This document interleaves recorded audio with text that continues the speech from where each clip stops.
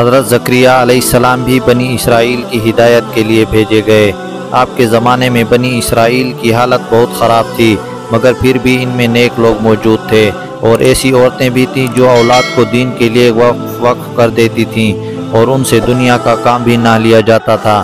حضرت زکریا علیہ السلام نے ایک دن اللہ تعالیٰ سے دعا کی کہ اے اللہ تعالیٰ، میری ہڈیاں کمزور ہو گئی ہیں، سر بڑھاپے سے سفید ہو گیا، میں تجھ سے دعا کر کے کبھی ناکام نہیں رہا، میری بیوی بانجھ ہے اور مجھے اپنے بھائی بندوں سے ڈر ہے، بس تو مجھے نیک وارث عطا فرما۔ ایک روز حضرت زکریا علیہ السلام نماز پڑھ رہے تھے، فرشتوں نے انہیں آواز دی کہ اللہ تعالیٰ نے تمہیں یحییٰ کے پیدا ہونے کی خوشخبری دی ہے، یہ اللہ تعالیٰ کے حکم کی تصدیق کرے گا۔ آپ نے یہ خوشخبری سنی تو تعجب سے کہنے لگے، اس عمر میں میرا لڑکا کیسے پیدا ہوگا جبکہ میں بوڑھا ہوں اور میری بیوی بھی بانجھ ہے؟ جواب ملا، ہمارے لیے تمام باتیں آسان ہیں۔ حضرت زکریا علیہ السلام نے عرض کیا، میرے اطمینان کے لیے کوئی نشانی مقرر کر دیجئے۔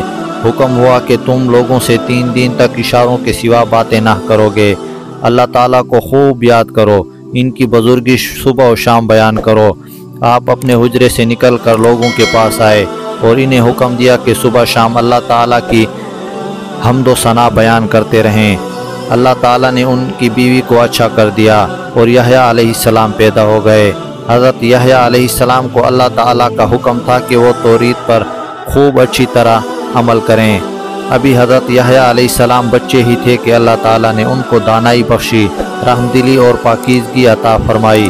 وہ پرہیزگار تھے اور اپنے ماں باپ کے ساتھ بھلائی کرتے، وہ سرکش اور نافرمان نہ تھے۔ حضرت یحییٰ علیہ السلام کے متعلق اللہ تعالیٰ نے قرآن پاک میں فرمایا، جس دن وہ پیدا ہوئے اور جس دن مرے اور جس روز زندہ ہو کر اٹھائے جائیں گے، ان پر اللہ تعالیٰ کی سلامتی اور امان ہو۔ یہ لوگ نیک کاموں میں جلدی کرتے تھے، امید اور ڈر سے اللہ تعالیٰ کو پکارتے تھے اور اسی کے آگے عاجزی کرتے